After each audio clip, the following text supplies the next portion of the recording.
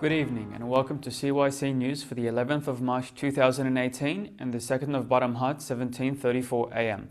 I'm Bishoy Basilius. In today's headlines, third Netanyahu confidant turns state witness in probe. Activists wrap their dead in UN flags in protest. Guatemala to move embassy in Israel to Jerusalem in May. Italy strikes huge blow to status quo with election result. Meghan Markle baptised in private ceremony in London. South Africa traces lethal listeria outbreak to meat product, and less than 100 days until 2018 FIFA World Cup in Russia. But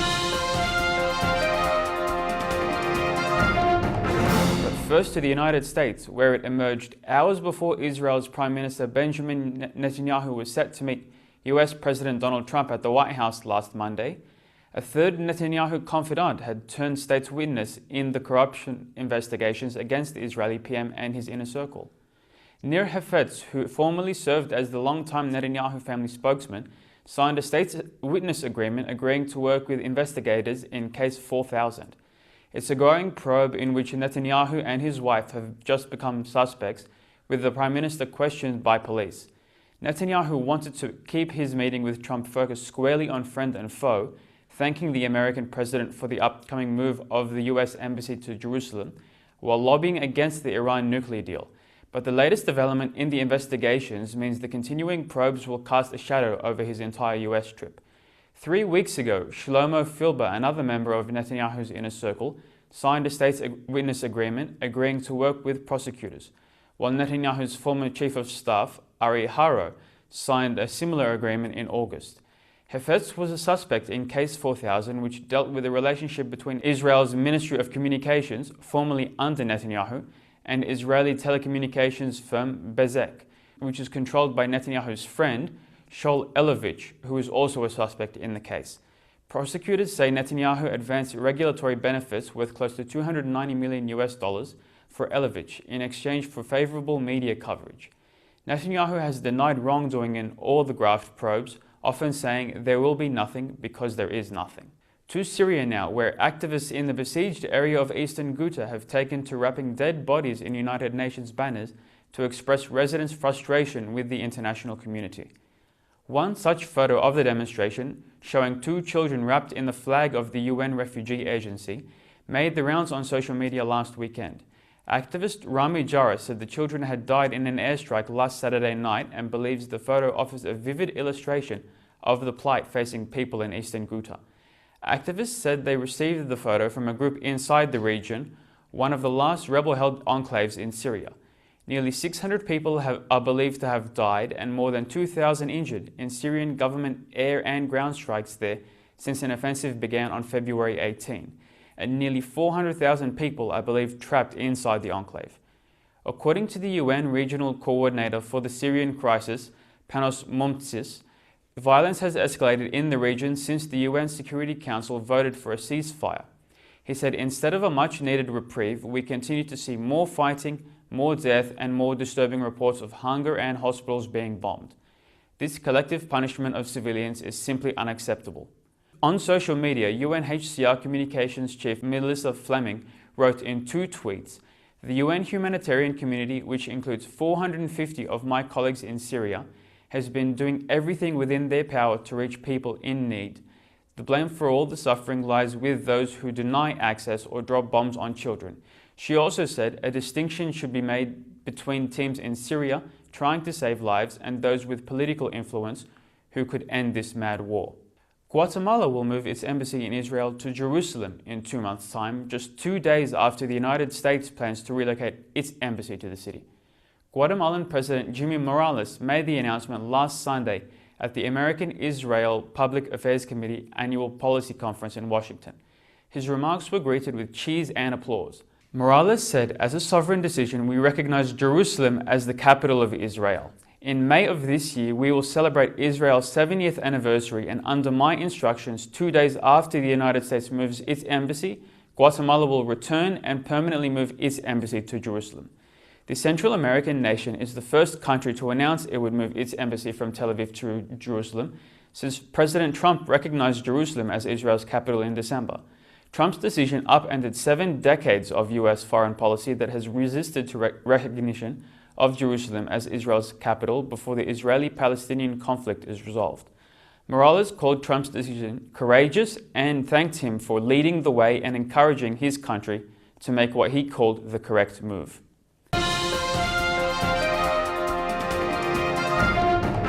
Italy now, and as the dust settles on the country's national election, there are clear winners and losers, but no clear outcome after a divisive campaign dominated by anti-immigrant rhetoric and promises that will be hard to keep.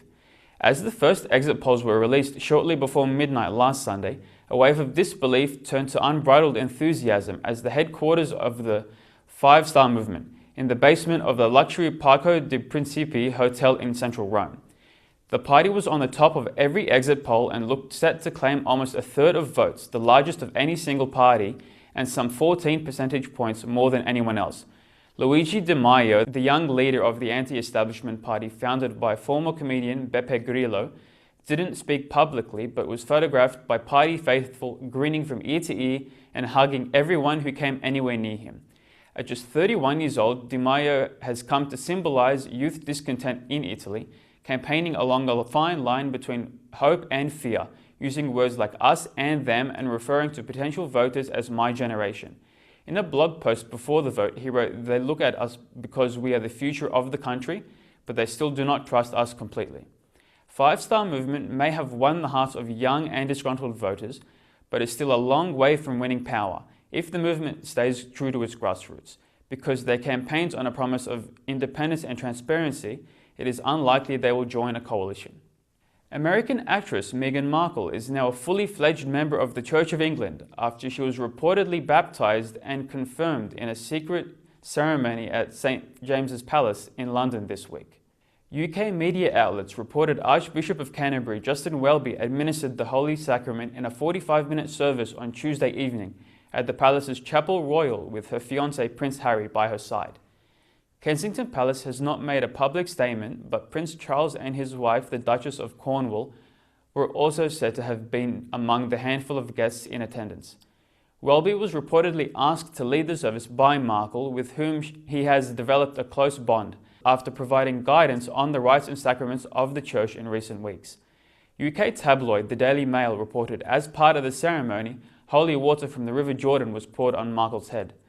It was not necessary for the former Suits actress, who attended a Roman Catholic high school but was brought up Protestant, to convert in order to marry Prince Harry, but she announced at the time of her engagement that she would do so anyway, before their wedding in mid-May. Lambeth Palace, the official London residence of the Archbishop of Canterbury, declined to comment as of last Thursday when asked about the service. To health news now, and South Africa's health ministry is warning consumers to avoid all processed meat products that are sold as ready to eat, after tracing the source of the deadly listeria outbreak to a sausage meat product. Minister of Health Aaron Motsoaledi said last Sunday in remarks published on the website for South Africa's National Institute of Communicable Diseases, as of the 2nd of March, a total of laboratory-confirmed cases has risen to 948, still counting from January 2017. Of these 948, a total of 659 patients have been traced and 180 of them have unfortunately died. Officials have identified a meat product known as Polony from the Enterprise Food Production Facility in Polokwane in South Africa as the source of the outbreak, Motsoaledi said. In a statement posted to its Twitter account, Enterprise said it was working with all relevant authorities to recall its products.